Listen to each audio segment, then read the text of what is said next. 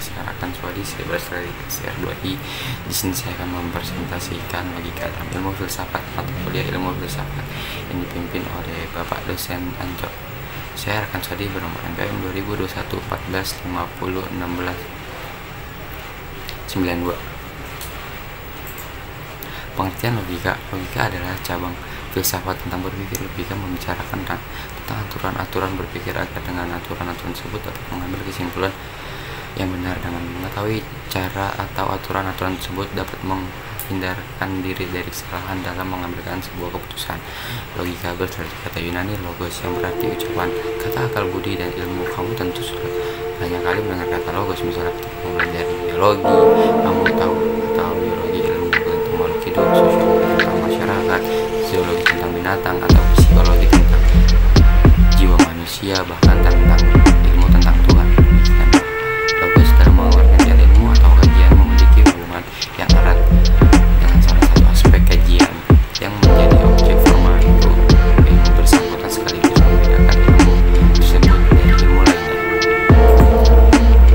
Sejarah logika muncul bersama dengan filsafat, yaitu tidak berarti logika berdiri sendiri sebagai satu disiplin di samping filsafat, melainkan bahwa dalam filsafat barat sudah nyata pemikiran yang logis untuk menetapkan dengan pasti kapan hari lahir logika.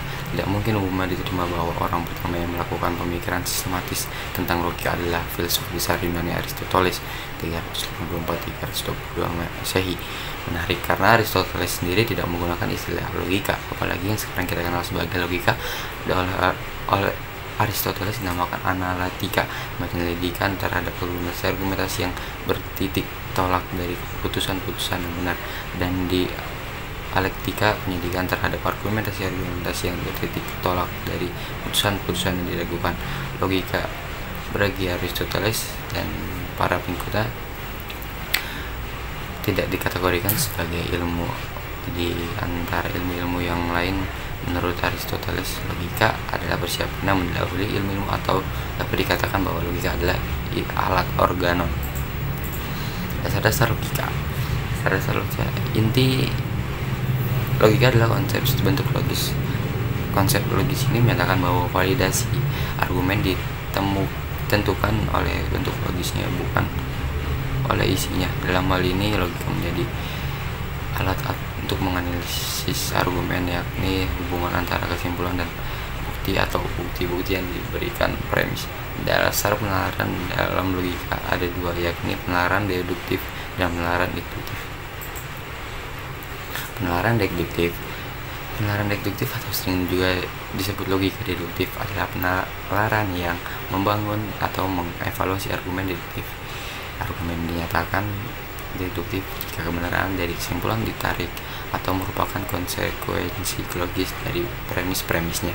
Argumen deduktif dinyatakan valid atau tidak valid, bukan benar atau salah. Sebuah argumen deduktif dinyatakan valid jika dan hanya jika kesimpulannya merupakan konsekuensi logis dari premis-premisnya. Penalaran induktif atau sering juga disebut logika induktif adalah penalaran yang berangkat dari serangkaian fakta-fakta khusus untuk mencapai kesimpulan umum. Ciri penalaran induktif ini antara lain menurut logika dibagi menjadi dua. Logika tradisional adalah cara berpikir yang sederhana berdasarkan kodrat atau naluri fitrah manusia yang sejak lahir sudah dilengkapi alat berpikir.